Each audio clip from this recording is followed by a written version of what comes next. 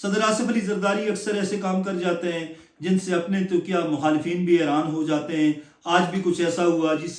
نے یہ منظر دیکھا وہ بھی حیران ہوا۔ کراچی کے ایئرپورٹ سے جب خیبر پختونخوا کے وزیر اعلیٰ باہر نکل رہے تھے تو ان کا استقبال کرنے کے لیے سندھ حکومت کے وزراء موجود تھے۔ انہوں نے بھرپور طریقے سے خیبر پختونخوا کے منتخب وزیر اعلیٰ کا استقبال کیا، انہیں روایتی سندھی ٹوپی پہنائی، اجرک پہنائی اور زبردست طریقے سے، والہانہ طریقے سے ان کو سندھ کی دھرتی پر خوش آمدید کہا۔ اس سے کچھ عرصہ قبل وہ لاہور گئے تھے، لیکن پنجاب کی حدود میں داخل ہونے سے لے کر لاہور سے واپسی تک لوگوں نے جو مناظر دیکھے تھے وہ مناظر لوگ دوبارہ نہیں دیکھنا چاہتے تھے۔ پاکستان کے چاروں صوبے ہیں، جی بی بھی ہے، آزاد کشمیر بھی ہے، ان علاقوں کا اگر کوئی وزیر اعلیٰ یا آزاد کشمیر کے وزیر اعظم کسی دوسرے صوبے میں جائیں تو وہاں پر پولیس ان کا استقبال ڈنڈوں سے کرے، پولیس ان کا استقبال پرچوں سے کرے، پولیس ان کا استقبال جو ہے وہ مار کٹائی سے کرے، تو یہ مناظر اللہ نہ کرے کہ کوئی پاکستانی دیکھے۔ آج جو کچھ ہوا کراچی کی سڑکوں پر زبردست ہوا، پی ٹی آئی نے بھی اس کو بھرپور طریقے سے خراج تحسین پیش کیا، اور جتنے محب وطن پاکستانی ہیں وہ سارے خوش ہیں، اور اس خوشی کا کریڈٹ پاکستان پیپلز پارٹی کی قیادت کو جاتا ہے۔ اور یقینی طور پر یہ فیصلہ صدر آصف علی زرداری اور بلاول بھٹو زرداری نے کیا تھا۔ ہم نے چند روز قبل اپنے ویلاگ میں کہا تھا کہ لوگ اکثر بھول جاتے ہیں،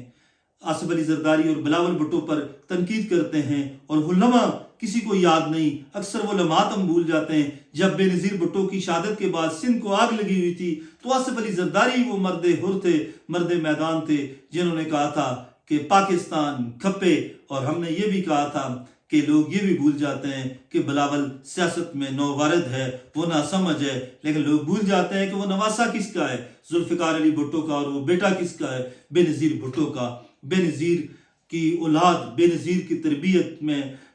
بڑا ہونے والا بلاول کبھی ناکام سیاستدان نہیں ہو سکتا۔ بہرحال آج جو کچھ پاکستان پیپلز پارٹی نے کیا، زبردست کیا، اچھا کیا۔ گھٹن زدہ ماحول میں، نفرتوں کے اس ماحول میں، سیاسی لڑائیوں کے اس ماحول میں، ایک دوسرے کے خلاف سیاسی ماجرائی کی اس ماحول میں آج پاکستان پیپلز پارٹی کا یہ اقدام ہوا کا ایک تازہ جھونکا سمجھا جا رہا ہے۔ جتنے بھی اس پر مبصرین ہیں، جتنے بھی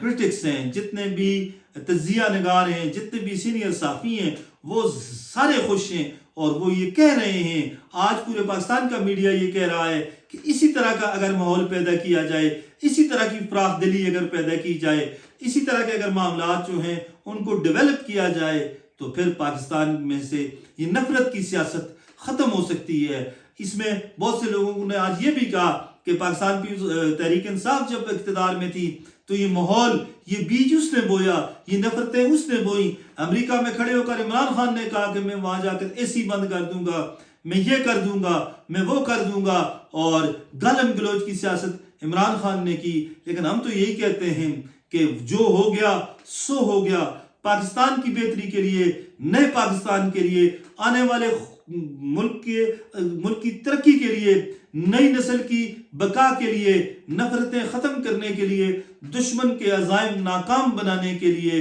اور خوشحال پاکستان کے لیے مل کر آگے بڑھنے کا وقت آ گیا ہے۔ اب نہیں تو پھر کبھی نہیں۔ اب ہمیں